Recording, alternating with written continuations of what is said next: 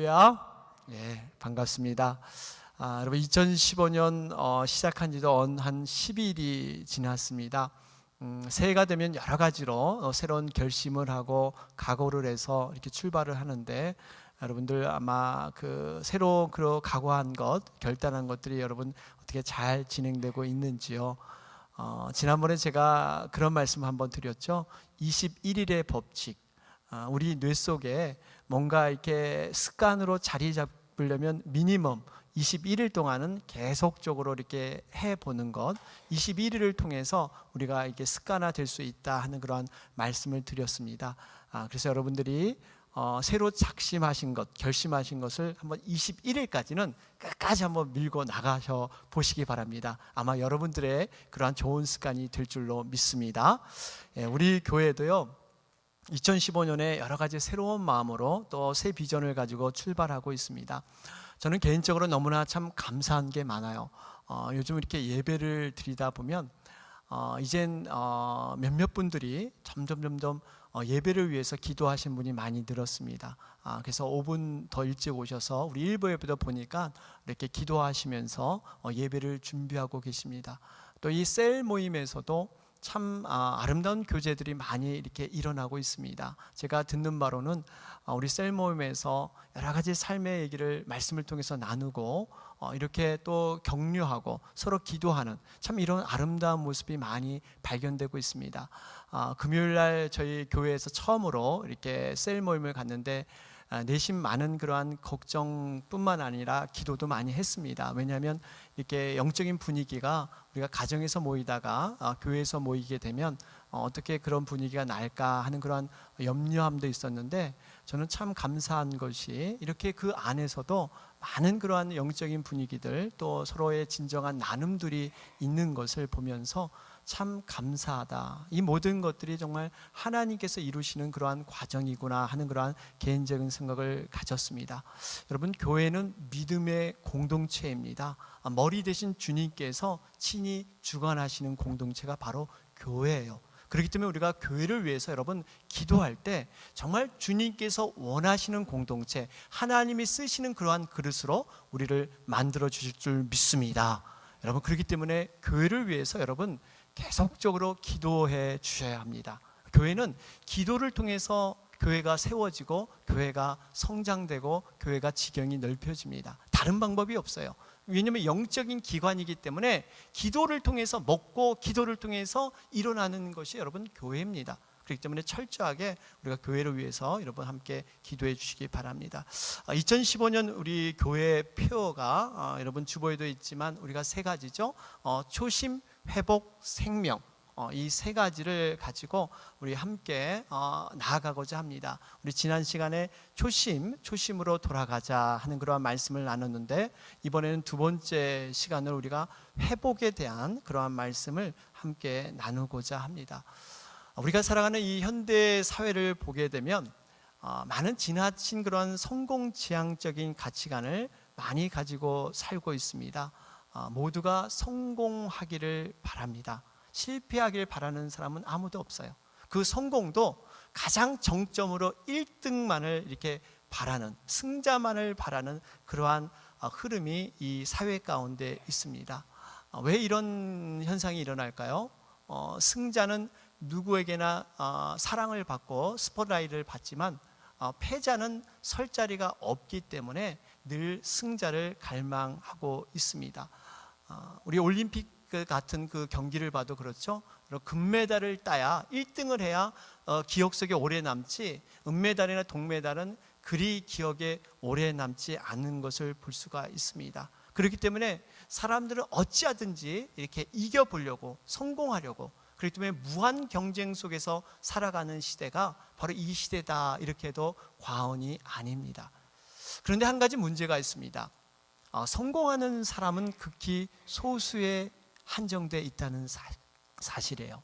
많은 사람들이, 이 성공하는 사람보다 많은 사람들이 남이 알지 못하는 좌절과 실패의 쓰라린 상처 가운데 많이 지내고 있다는 사실입니다. 그래서 그런지 한국에서 예전에 유행했던 단어가 웰빙이라는 단어였어요. 웰빙. 어떤가 건강하고 뭔가 잘 살아보자는 이러한 그러한 단어를 많이 사용했는데 요즘 대세의 단어가 힐링입니다. 힐링. 예?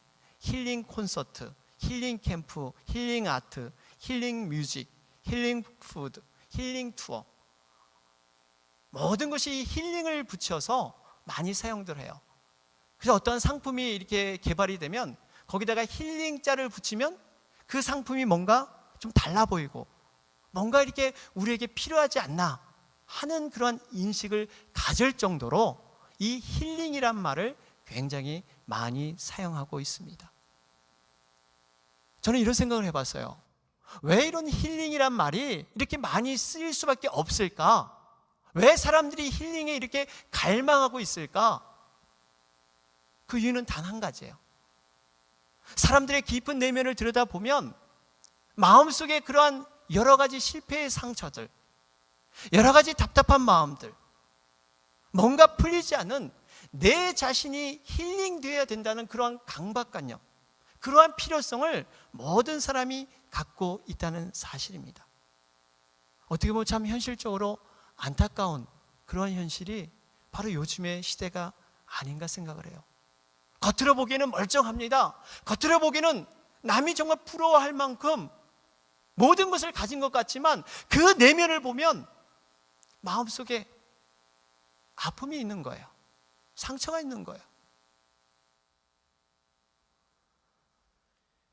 이런 내면을 보면 우리가 정말 누구나 예외 없이 주님의 그 치료함, 주님의 위로함, 주님의 회복함이 필요한 줄 믿습니다. 이런 때를 기점으로 해서 어떤 분이 책을 내었는데요. 책 이름이 독특해요. 아프니까 청춘이다. 이 베스트셀러가 됐습니다. 사실 요즘 이 젊은이들 보면 참 안타까운 게 많아요. 학업의 짐, 또 취업해야 될 그러한 짐들, 미래가 불투명합니다. 미국이나 한국이나 청년 실업가가 많으면 좋은데 청년 실업자가 많습니다. 참 젊은이들이 살기 어려운 시대가 바로 이 시대가 아닌가 생각을 해요. 그러면 다른 세대들은 여러분 쉽게 살아갈 수 있을까요? 그렇지 못합니다. 흔히들 이 낀 세대라 그러죠. 이 중년 세대, 가정을 책임지고 이렇게 끌어가야 될 세대들, 참 많은 짐과 어려움이 있습니다. 또 반면에 요즘 이렇게 연세 드시면서 이제 이 뒷방 시대라 그러죠. 뒷방 세대, 우리 어르신들, 참 어르신들 나름대로의 또 어려움도 우리가 이 시대에 많이 있습니다. 이것을 보면 참 많은 분들에게 그러한 아픔이 있어요. 또 우리 직접적인 우리 현실을 볼 때 우리들은 어떻습니까? 이민자들이잖아요. 본토 친척 아비집을 떠나서 지금 나그네 같은 생활을 하는 우리들에게도 많은 아픔이 있습니다. 언어의 장벽이 있고요. 자라온 문화적인 환경의 차이가 있습니다. 때로는 경제적인 어려움 때문에 우리가 참 밤잠을 설칠 때도 있어요. 자녀 교육에 대한 어려움도 누구나 지니고 있습니다. 과거에는 내가 갑의 입장에서 뭔가를 주장했지만 지금은 내가 을의 입장에서 이민 와서 많은 원하지 않는 환경 때문에 받는 그러한 실패의 아픔, 그러한 것도 우리들에게 있습니다. 성경에도 많은 실패하는 사람들이 등장하고 있죠. 아브라함도 여러분 많은 실패를 했어요. 또 이 모세, 지도자인 모세도 80년이라는 그러한 참 강한 훈련을 받았지만 그도 광야에서 실패를 했습니다. 우리 하나님께 마음을 합한 자 다윗조차도 또 실패한 경험이 있습니다. 우리가 이것을 보면 누구나 다 실패의 경험, 실패의 상처들이 누구에게 다 있다는 사실이에요. 그런데 이 실패를 어떻게 가져가는가? 이 성공한 사람들의 모습을 보면 이 실패한 경험들이 동일하게 있지만 그 실패를 어떻게 가져가는가에 따라서 많은 그러한 인생의 성공 요소가 달라진 것을 우리는 알 수가 있습니다. 이러한 그 유명한 예화가 있어요. 미국 대통령으로 여러분 존경받는 사람 중에 아브라함 링컨이라는 분이 있죠. 이분이 인생의 황혼기에 한 기자로부터 인터뷰를 받았습니다. 뭔가 좀 특별한 얘기가 나올 줄 알았어요. 그러면서 이렇게 질문해요. 당신은 지금 미국의 많은 사람들의 존경을 받고 있는데 그 존경받는 이유가 뭐라고 생각을 하십니까? 그렇게 질문을 했더니 이 아브라함 링컨이 의외로 뜻밖은 대답을 합니다. 내가 나름대로 존경을 받게 된 것은 다른 사람보다 내가 더 많이 실패했기 때문입니다. 이 아브라함 링컨은 이 실패를 그냥 실패로 여기지 아니하고 이 실패를 자기가 성공으로 가져가는 그런 요소로 활용했기 때문에 그는 진정 성공한 자가 될 수가 있었습니다. 어떻게 보면 성공한 자에게는 이 실패, 이 상처조차도 어떠한 흠집이나 자기가 가는 인생의 방해물이 되지 못합니다. 그래서 우리가 흔히들 실패는 성공의 어머니다 이런 말도 많이 하고요. 또 더 나아가서 실패하면 받아들여라, 그리고 실패를 오히려 즐겨라, 이렇게까지 얘기하시는 분도 계십니다. 어쨌든 그 실패를 어떻게 우리가 다루느냐, 어떻게 그것을 가져가느냐에 따라서 분명히 우리의 인생은 달라지는 거예요. 그런데 한 가지 어려움이 있습니다. 우리는 과연 이 실패에 대해서 객관적으로 얘기할 때는 이렇게 누구나 잘 얘기할 수 있어요. 저도 그렇습니다. 그런데 막상 내가 그 주인공이 되고 내가 그 실패에 쓰다쓴 그 상처의 그 자리에 내가 있다면 나는 과연 동일하게 이러한 긍정적인 사고로, 긍정적인 마음으로 그것을 헤쳐나갈 수 있을까? 여러분, 쉽지 않습니다. 정말 쉽지 않아요. 내가 정말 긍정적으로 생각해 보고 싶지만 그것이 안 될 때가 있습니다.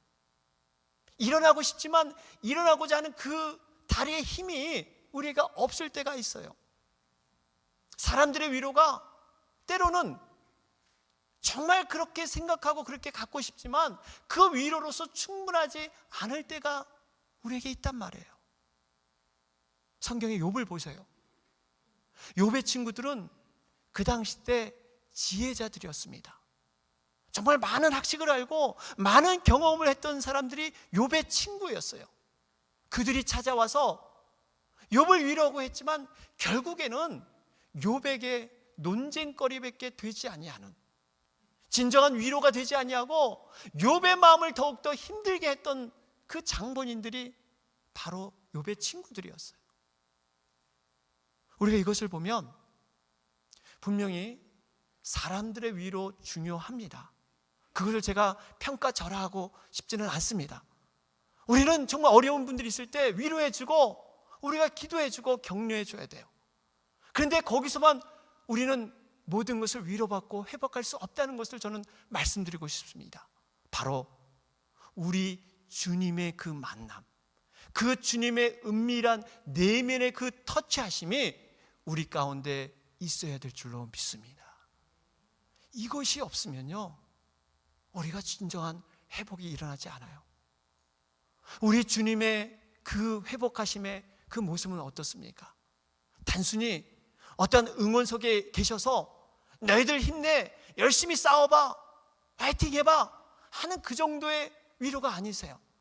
높은 산에 이미 주님은 올라가 계시면서 낮은 우리들에게 어서 올라와봐, 조금만 오르면 정상이야, 이렇게 우리를 조언하지 않으십니다.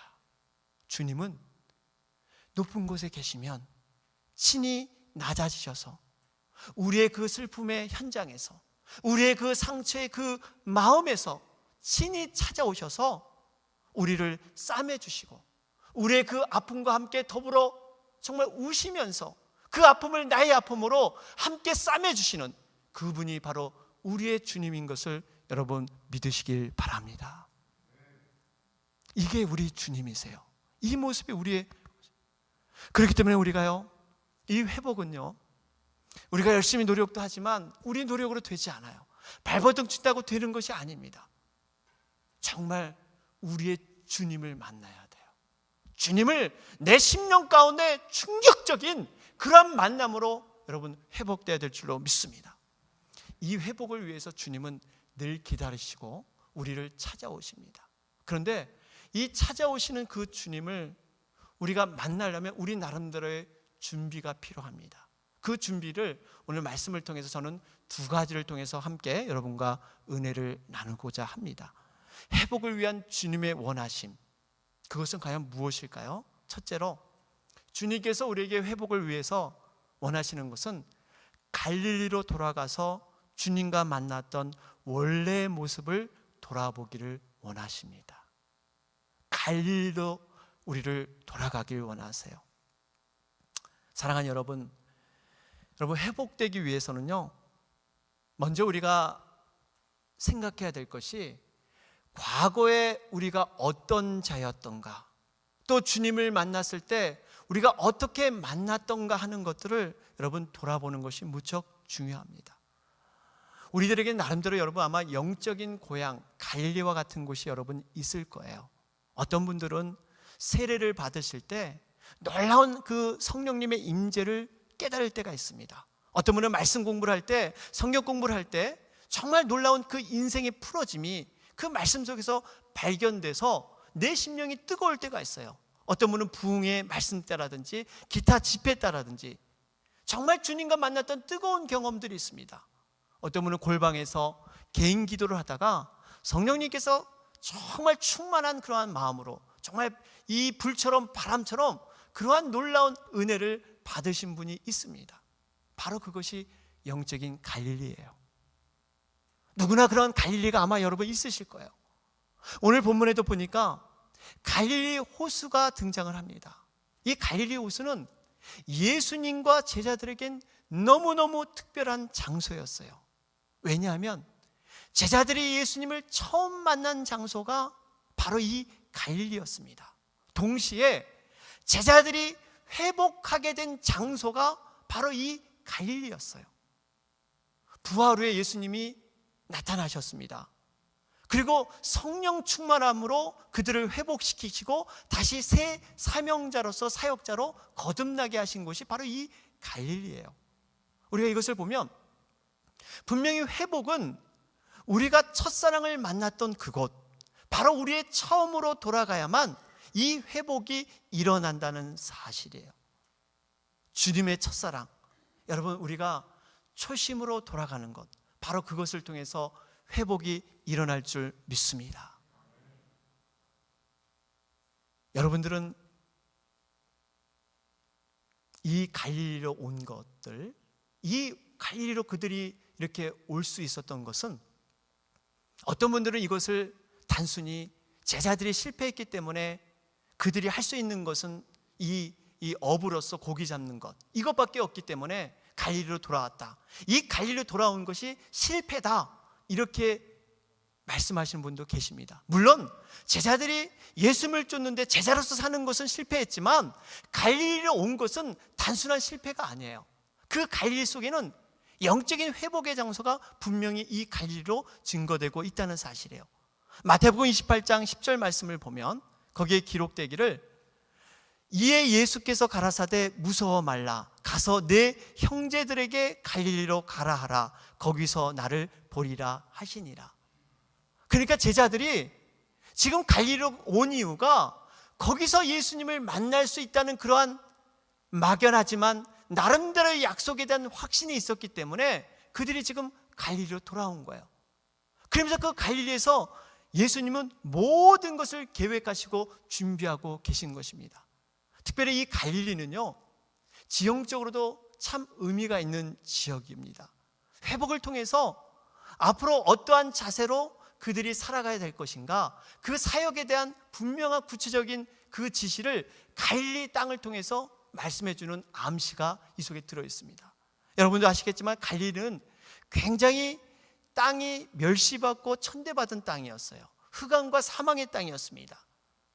실제적인 그러한 지형적인 면에서도 이 해수보다 낮은, 한 200m가 낮은 그러한 땅이었어요. 그래서 갈릴리 호수에서 나온 그 요단강은 세계에서 가장 낮은 그러한 강이다, 오히려 땅 밑으로 다니는 그러한 강이다 할 정도로 굉장히 낮은 지역이 이 갈릴리 지역이었습니다. 예수님께서 베들레헴 말구육간에 천한 몸으로 태어나실 뿐만 아니라 갈릴리를 주변으로 해서 사역하신다는 그 의미가 있습니다. 바로 소외되고 낮은 자들을 위해서, 가난하고 버림받은 자들을 위해서 정말 겸손하고 낮은 자세로 그렇게 사역하신다는 그러한 뜻이 예수님의 사역 속에 숨어 있어요. 그렇기 때문에 그 갈릴리에서 만났다는 것은, 그 갈릴리로 다시 돌아오라는 것은 이 제자들에게 너희들이 지금까지 교만했던 마음들, 높은 마음들, 너희들이 하고자 했던 모든 육의 요소들을 버리고 낮은 자세, 다시 한번 너희가 누구인가를 살펴보는 가운데 회복이 일어난다는 주님의 메시지가 들어있다는 걸 여러분 믿으시길 바랍니다. 이러한 메시지가 여기 들어있어요. 그래서 그들이 갈릴리에 왔을 때 내가 주님 앞에 부름받기 전에 나는 어떤 존재였는가? 한낱 어부였습니다. 미래가 불투명했습니다. 하루 벌어서 하루 살아야 되는 그 어부의 인생. 그런데 그들을 사람 낚는 어부로 만들어주겠다는 그 약속 때문에 우리들이 이렇게 섰구나 하는 과거의 자신의 모습을 보면서 모든 것을 회복할 수 있도록 하나님은 시작하셨다는 사실이에요. 사랑하는 여러분, 회복의 시작은 먼저 우리 마음을 비워야 될 줄로 믿습니다. 겸손하고 낮아지셔서 원래 우리의 모습에서 여러분 다시 시작함이 여러분 회복인 줄 믿으시기를 바랍니다. 두 번째로 이 회복을 위해서 우리가 준비해야 될 것이 있습니다. 그것은 뭐냐면요, 초기에 경험했던 그 하나님의 능력들, 우리가 초기에 경험했던 거와 지금과 정말 나중에 경험했던 그 하나님의 능력을 서로 비교해 보길 원하시는 것이 주님의 마음이세요. 여러분, 우리가 믿는 그러한 하나님은 어떤 하나님입니까? 우리가 한마디로 좋으신 하나님이다, 이렇게 얘기할 수 있습니다. 좋으신 하나님. 이 좋다라는 의미는 한 이례적으로 한번 좋고 끝나는 것이 아니에요. 좋으신 하나님이라는 의미는 계속해서 변함없이 좋으심이 더 가중되게 더 끝이 좋으신 하나님이다 하는 뜻이 이 속에 포함되어 있습니다. 쉽게 말하면 하나님의 사랑은 과거의 사랑보다 현재가 더 뜨겁고 현재의 사랑보다 미래가 더 뜨거운 사랑으로 우리를 인도해 주실 줄 믿습니다. 이것이 하나님의 사랑이에요. 우리가 잘 아는 그러한 예가 바로 가나의 혼인잔치잖아요. 세상의 원리는 세상 것은 먼저 좋은 것을 내고 나중에 나쁜 것을 내는 이러한 눈속임적인 이러한 사랑이지만 우리 주님의 사랑은 그렇지 않습니다. 처음에 무딘 것 같고 냉랭한 것 같고 별로 느끼는 못하는 사랑 같지만 갈수록 깊어지는 사랑이에요. 극상품의 포도주가 갈수록 더 나오는 것, 여러분 이것이 하나님의 원리고 영적인 원리인 것을 믿으시기 바랍니다. 하나님은 우리를 그렇게 사랑하신다는 거예요. 우리를 그렇게 갈수록 좋으신 하나님으로 사랑하세요. 그러면서 이 실패한 제자들, 그 제자들에게 이러한 좋으신 하나님의 사랑을 가지고 지금 주님이 찾아오십니다. 여러분, 제자들은 어떤 모습이었을까요? 자기가 실패한 그 모습을 가지고 지금 그물을 던지는데 이 장렬하는 태양빛이 바닷물에 반사되면서 자기의 얼굴들에 이렇게 비쳤을 거예요.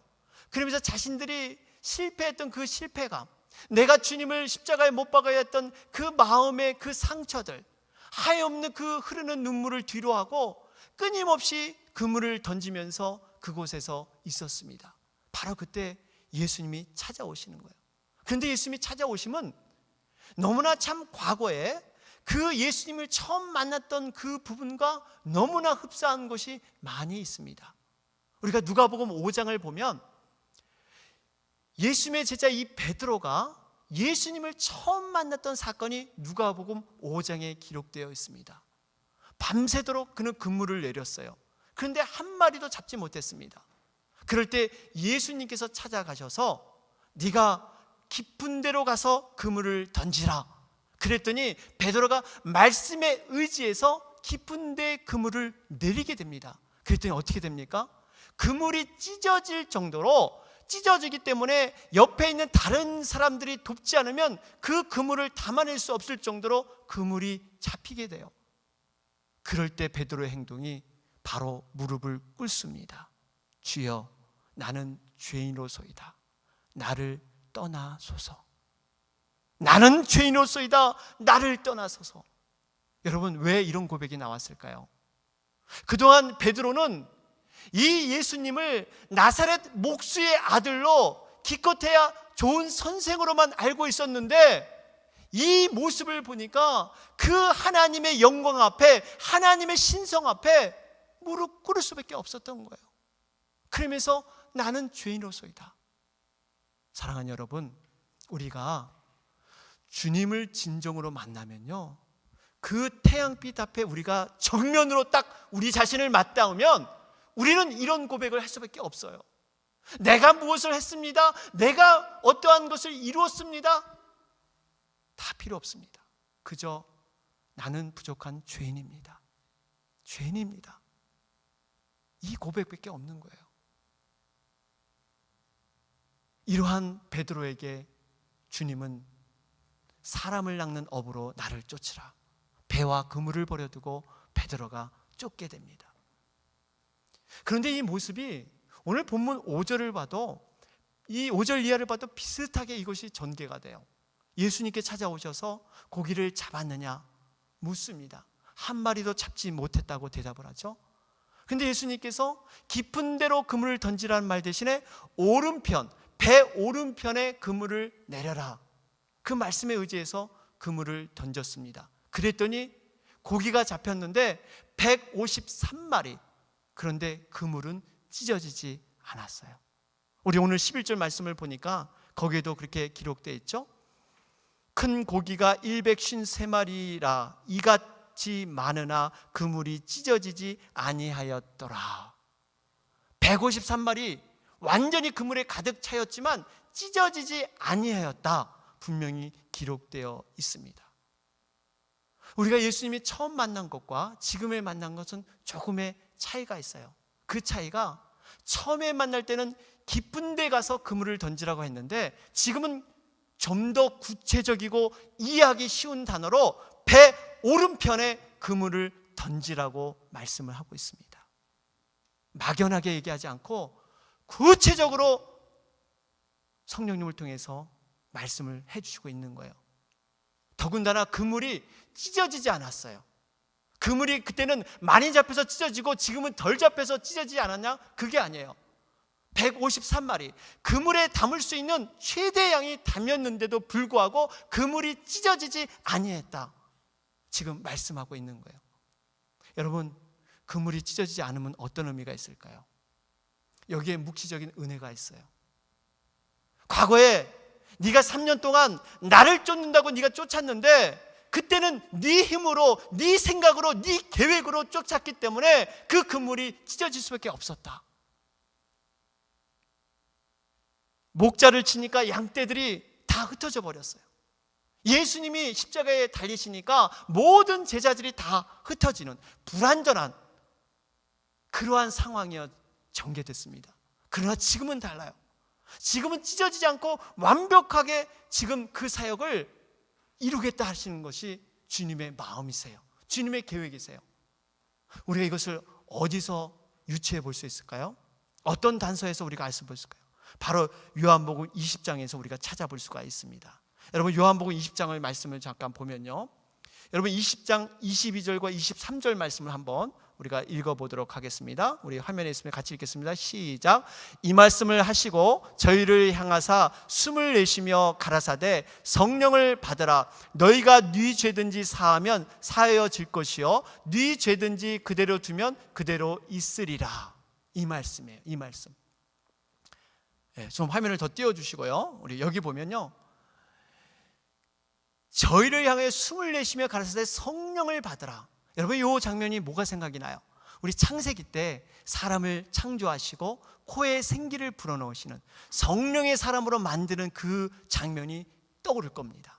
그러니까 제자들이 두려워할 때 예수님께서는 부활 후 두 번째 나타나셔서 그들에게 두려움이 있을 때 성령의 충만함을 부어주신 거예요. 너희들이 지금 두려워하지 말라. 실패 때문에 두려워하지 말라. 성령의 충만함을 내가 부어줄 것이다. 그러면서 23절에 네 죄든지 사하면 사여질 것이요 네 죄든지 그대로 두면 그대로 있으리라. 여러분, 이것이 무슨 의미예요? 바로 복음의 능력을 너희에게 주겠다는 얘기예요. 너희가 복음을 전해서 그 복음을 받으면 그들은 죄가 사해서 심판을 받지 않을 것이고, 너희들의 그 복음을 전함에도 불구하고 그들이 받아들이지 않으면 네 죄든지 그대로 있기 때문에 심판을 받는다는 얘기예요. 바로 이 복음의 능력, 이것을 제자들에게 성령 충만함을 통해서 완벽하게 주님은 부어주실 줄 믿습니다. 이 일을 하신 거예요. 그러면서 이 말씀이 오늘 이어지는 153마리와 연결이 되는 거예요. 153마리. 우리가 요즘 153 운동 하잖아요. 153 운동이 여기서 나왔는데, 여러분 153마리는 유대인들에게는 어떤 생각이 있었냐면, 바다에 살아가는 모든 물고기 종류가 153가지였다. 학자들의 견해에 의하면 그렇게 생각을 했습니다. 이 바다에 사는 153마리, 여러분 바다는 세상입니다. 세상에 살아가는 모든 열방과 모든 민족과 모든 사람들이 153 종류가 있는데, 그 종류가 모든 걸 다 담아내도 찢어지지 않을 정도로 성령이 인쳐주시고 성령이 보증하시겠다는 약속이 있어요. 이걸 주신 거예요. 여러분, 제자들의 회복은 단순히 옛날처럼 돌아가는 상태가 아니에요. 여러분, 회복을 잘 아셔야 돼요. 회복은 단순히 옛날로 돌아가는 게 아니라 그 옛날보다 더 나은 능력으로, 놀라운 성령의 충만함으로 여러분 변화되는 것이 회복인 줄 믿습니다. 그러니까 제자들이 지금 그 성령의 완전한 충만함으로 완벽하게 돌아선 거예요. 그러면서 예수님께서는 그 회복의 과정 가운데 그 주님의 뜨거운 심장으로 그 실패의 자리, 그 실패의 흔적을 덮어주세요. 끊임없이 덮어주세요. 오늘 이 밑에 우리 본문 말씀을 보면 베드로가 바로 주시라 하는 그 소리를 듣고 바닷물에 뛰어들잖아요. 이 옷을 입고, 여러분 옷을 벗고 일을 하다가 옷을 입고 오히려 물속에 들어가요. 굉장히 상식적이지 않죠. 그러나 이 주님에 대한 예우라 그럴까요? 어떤 주님에 대한 그 뜨거운 마음이 있기 때문에 옷을 입고 들어갑니다. 그래서 오늘 말씀을 보니까 여기에 오간, 어느 정도 그 수영을 하냐면요, 몇 절입니까? 우리 50간쯤 되물어 그러죠. 50간, 이 100m가 조금 안 되는 곳을 수영해서 이제 예수님께 건너가요. 그럴 때 예수님이 뭐 하십니까? 거기서 숯불을 가져다가 이 생선을 이렇게 준비하시면서 조반을 이렇게 손수 준비하고 계십니다. 베드로가, 여러분 그 떡과 생선을 보는 순간 베드로는 어떤 생각을 했을까요? 아마 오병이의 생각을 하지 않았을까요? 과거에 예수님이 정말 수많은 무리들을 배불리 먹이시고 12광줄이나 되는 그러한 놀라운 능력을 행하셨는데, 내가 왜 그 능력을 붙잡지 못했을까? 내가 왜 그 믿음으로 살지 못했을까? 하는 그 마음을 봤을 거예요. 또 그 예수님 앞에 가보니까 숯불이 있는 거예요. 이 숯불을 보면서 베드로는 무슨 생각을 했을까요? 예수님을 마지막 3번 부인할 때, 내가 숯불 앞에서 불을 쬐고 있을 때 한 계집종이 와서 네가 바로 예수와 한 일당이지, 예수의 네 제자 아니야? 나는 그런 사람 알지도 못해. 나는 그런 사람과 전혀 상관없어. 그 이글거리는 그 숯불을 보면서 베드로는 자기의 그 마음의 상처를 떠올리고 있었을 거예요. 그런데 주님은 그 실패의 자리를 보듬어 주시고, 실패의 기억 속에 주님의 그 따스한 마음, 주님의 그 위로의 마음을 지금 덮어주고 계십니다. 마치 가죽옷을 지어 입히신 그러한 하나님의 마음처럼, 짐승을 죽여서 피를 뿌려서 그 아담과 하와의 죄악을 가리기 위해서 가죽옷을 입히셨던 그분의 마음처럼 지금 행하고 계시는 거예요. 뿐만 아니라 우리 뒤에 보면요, 베드로에게 3번의 그러한 사랑의 확인을 하고 계시잖아요. 베드로가 3번 실패했어요. 그 실패의 자리를 다시 한번, 내가 나를 사랑하느냐, 내가 나를 사랑하느냐, 내가 나를 사랑하느냐, 그 말씀으로 회복시켜 주시는 거예요. 그 실패의 자리를 다시 한번 회복시키면서 사명자로 그렇게 거듭나게 하시는 그 주님의 사랑이 이렇게 말씀 가운데 숨어 있습니다. 사랑하는 여러분, 우리들은 어떠한 존재입니까? 우리도 누구나 회복이 필요합니다. 회복되지 않고는 우리가 앞으로 나갈 수가 없습니다. 지금 주님께서 실패하고 낙심 중에 있는 제자들 친히 찾아오셔서 주님의 사랑으로 회복하기를 원하십니다. 우리가 어떠한 상황이 있더라도 주님은 분명히 우리를 만나길 원하세요. 그렇기 때문에 우리는 더 이상 헤매지 말고 갈릴리로 돌아가야 합니다. 여러분의 갈릴리는 어디입니까? 그곳에선 좋으신 하나님이 정말 그 사랑의 마음을 여시고 우리를 기다리고 계십니다. 손수 조반을 지어 놓으시고 과거의 경험을 너희들 떠올려 봐라.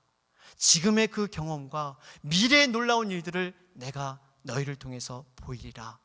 주님은 모든 것을 준비하시고 우리와 깊은 사랑의 관계로 들어가길 원하시는 것이 주님의 마음이세요. 사랑하는 여러분, 2015년 출발은 우리가 어찌하든지 회복에서 출발을 해야 됩니다. 갈릴리에서 여러분 주님을 만나시고 회복해서 성령의 충만함을 통해서 다시 한번 소망을 붙드는 그러한 여러분과 제가 되길 주님의 이름으로 축원합니다. 아멘.